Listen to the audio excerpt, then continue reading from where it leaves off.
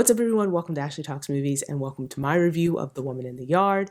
This is the latest horror movie from Blumhouse, and it's directed by Jama Colette-Serra, whose previous work includes The Shallows, Orphan, and Black Adam. Danielle Deadwyler stars as Ramona, a woman dealing with grief after her husband dies in a car accident. As she recovers from her own injury, Ramona must now care for her two children, Taylor and Annie, alone in their farmhouse. But then one day, the grief-stricken family faces a new threat when a mysterious woman dressed in black appears in their yard. Before I jump into the review, do me a favor, like, comment, and subscribe. That way you don't miss any of the videos I post here on the channel.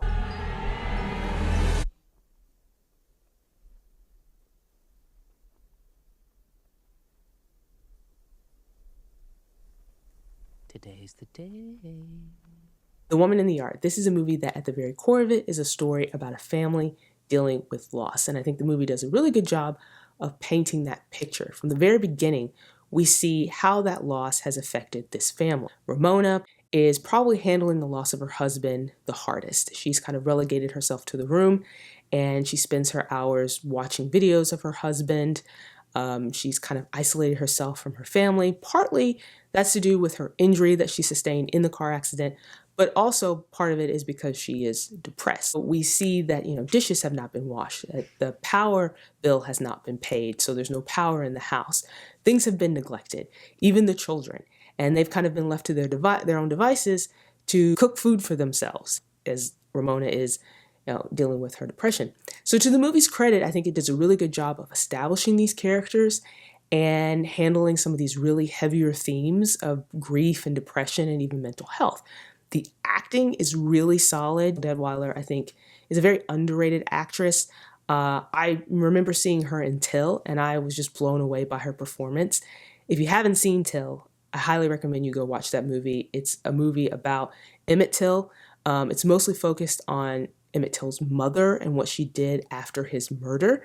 But Danielle Deadwyler is amazing in that movie, and she does a really solid job with this character. She brings a lot of emotion to her performance, and she does a really great job of portraying a woman who is consumed by grief, who, it goes through a wide range of emotions, sadness, anger, and I think she's such a strong anchor in this movie, and one of the few bright spots about this movie. This movie's also beautifully shot, and I was actually surprised with how gorgeous some of the scenes in this movie are. There's some interesting uses of shadow and light in this movie.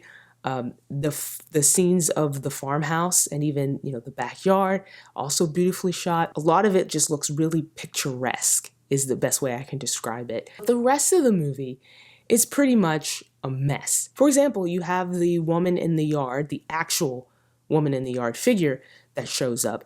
The movie doesn't really do a good job of establishing the mechanics around this mysterious figure.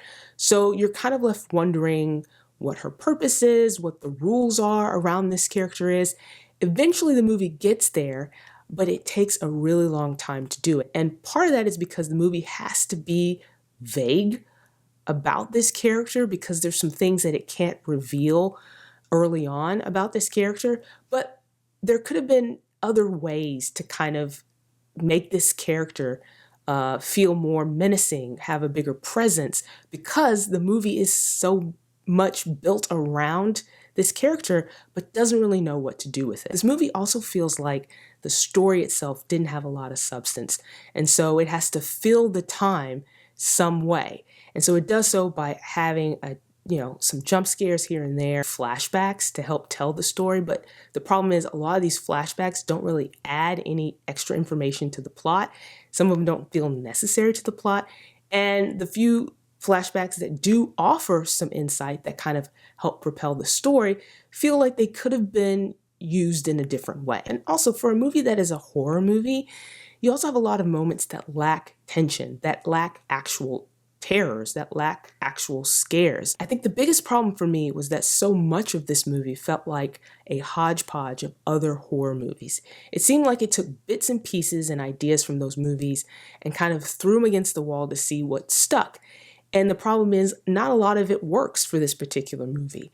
And so it just feels like it's trying to do all these different things, but it's unsure of what story it's trying to tell. So the whole time I watch this movie, I'm trying to figure out where it's going. The first few minutes of this movie actually had me intrigued, but it took so long to get to the point. And then by the time you get to the end, with the twist and everything and how the story wraps up, it doesn't feel like the payoff was earned.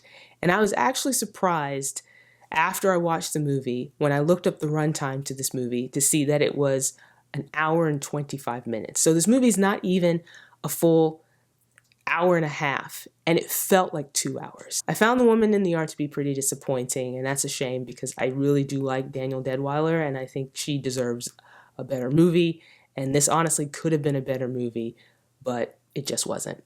So those are my thoughts on The Woman in the Yard. Do you plan on seeing the movie in theaters? Let me know in the comments. While you're here, like and subscribe, and stick around for more videos like this.